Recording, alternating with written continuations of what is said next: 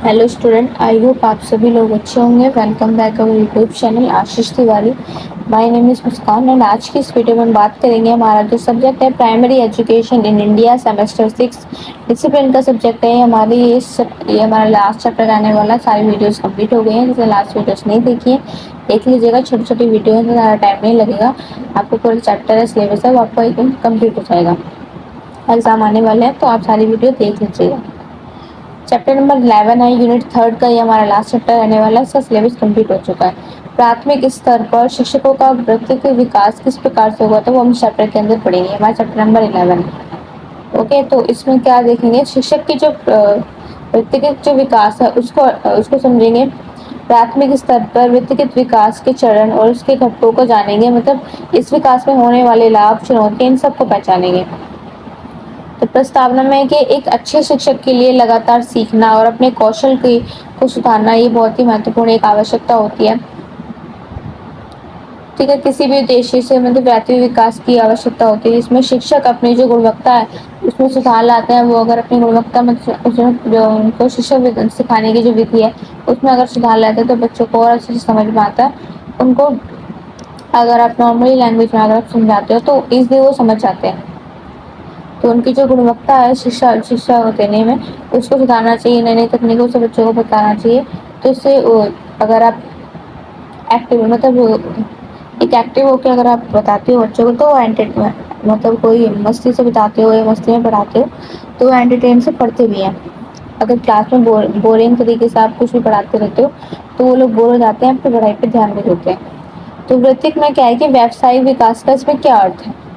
तो जो शिक्षक है उसकी शैक्षिक, व्यक्तिगत और जो व्यावसायिक क्षमता है उसके अंदर हमें निरंतर मतलब उसमें लगातार विकास होता रहना चाहिए। और जिसमें प्रशिक्षण, कार्यशालाएं, रिफ्रेशर कोर्स हैं, ये सारे कोर्सेज के अंदर शामिल भी होते हैं। वित्तीय विकास के संसाधन क्या है, तो इन सर्विस ट्रेनिंग जो कि सेवा में रहते हुए प्रशिक्षण ध्यान रखते हैं। वर्कशॉप, सेमिनार, वेबिनार, ये सारे आपने देखोगे सेमिनार हो रहा है, जैसे अभी चला है कि बीएड का सेमिनार हो रहा है 11 मई में। ठीक है, बीएड का जो सेमिनार है वो हुआ था 11 मई में। आप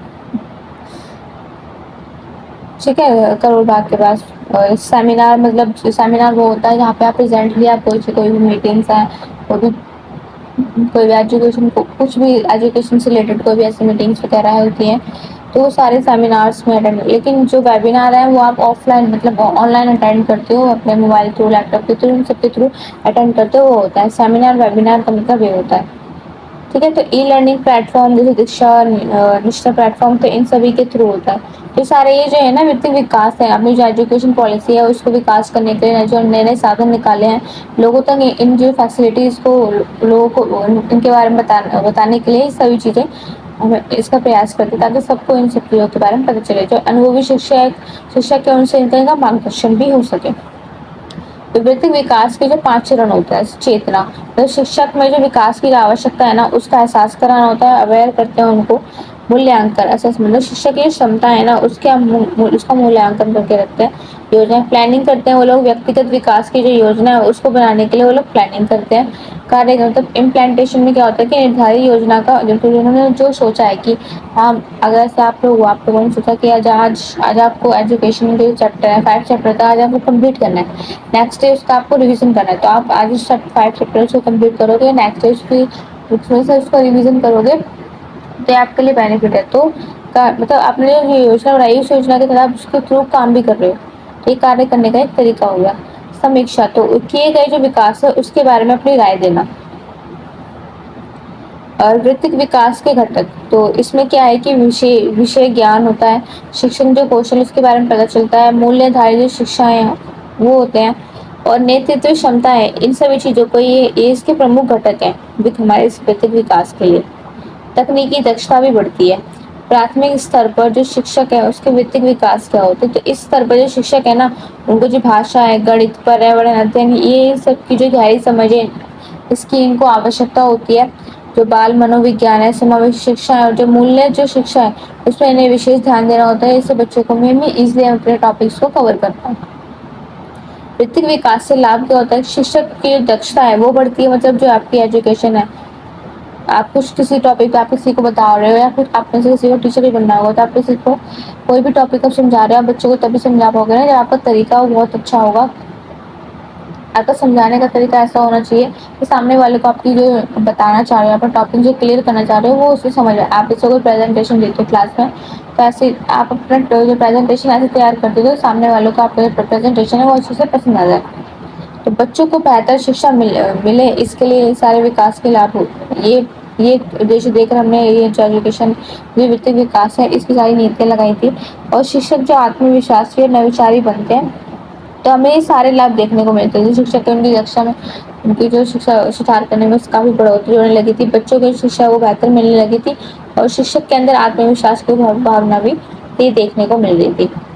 संप्रदायात्मक संरचना में क्या हुआ था, तो ये एक ऐसी रूपरेखा है, इसमें बताया जाता है कि शिक्षक किस प्रकार से सीखते हैं, क्या सीखते हैं और कैसे लागू करते हैं। उन्होंने क्या सीखा है, क्या सिखाया है और उन्होंने किस प्रकार से अपनी जो योजनाएं बनाई थी उसको लागू किया है। तो इसमें जो शिक्षण सिद्धांत है, प्रशिक्षण सामग्री और जो शिक्षण जो व्यवहार है उसका समावेश करके ये हमें बताता है। शिक्षण परिवर्तन मॉडल में तो इसमें ये देखा जाता है कि व्यक्तिगत विकास के बाद शिक्षक के जो व्यवहार है और उनकी जो गुणवत्ता है उसमें क्या परिवर्तन आया है, ये सब चीजें देखते हैं। उदाहरण ऐसे प्रशिक्षण से पहले और बाद में छात्र की जो प्रगति है उसके बीच में तुलना की जाती है। व्यक्तिगत विकास प्रक्रिया के चरण क्या थे, तो इसमें आवश्यकता की पहचान होनी चाहिए, लक्ष्यों को निर्धारण करना चाहिए कि हमें एग्जैक्टली हमें अपने जो हमारा मेन गोल है उस पर ध्यान देना है। प्रशिक्षण की हमें उसका आयोजन करना चाहिए, निगरानी और मूल्यांकन पर ध्यान देना चाहिए, फीडबैक और सुधार के लिए मतलब ये सब करने बाद क्या फीडबैक और क्या सुधार आई है हमें ये चेक करना चाहिए। चुनौतियाँ, तो समय की कमी हो रही थी, पर्याप्त संसाधन है उसका मतलब उसकी भी कमी आ रही थी, शिक्षकों में रुचि की भी कमी थी, शिक्षक रुचि लेकर नहीं पढ़ा पा रहे थे और प्रशिक्षण के बाद फॉलोअप की कमी हो रही थी, मतलब आप कोई प्लानिंग करके आप वैसे भी करते हो लेकिन उस चीज़ को चेक नहीं करते हो, फॉलो नहीं कर रहे हो उस चीज़ को, तो इस चीज़ में भी कमी आ रही थी। सारांश, शिक्षक का जो वैयक्तिक विकास है ना वो एक सतत प्रक्रिया है, इसमें न केवल शिक्षक का लाभ होता है बल्कि जो छात्र है उसकी शिक्षा भी बेहतर होती है। इसे नीति प्रशासनिक स्तर पर प्राथमिकता दी भी जानी चाहिए। ठीक है, ये हमारा चैप्टर कंप्लीट हो गया है, हमारा लास्ट चैप्टर था, ये कंप्लीट हो गया है। किसी का कोई डाउट है तो कमेंट बॉक्स में पूछ सकते हैं। इसकी पीडीएफ आपको हमारे टेलीग्राम चैनल पर मिल जाएगी जिसकी लिंक डिस्क्रिप्शन बॉक्स में दी गई है, वहाँ से जाकर आप ज्वाइन कर सकते हैं। मिलते हैं हमारी नेक्स्ट वीडियो में। Thank you for watching.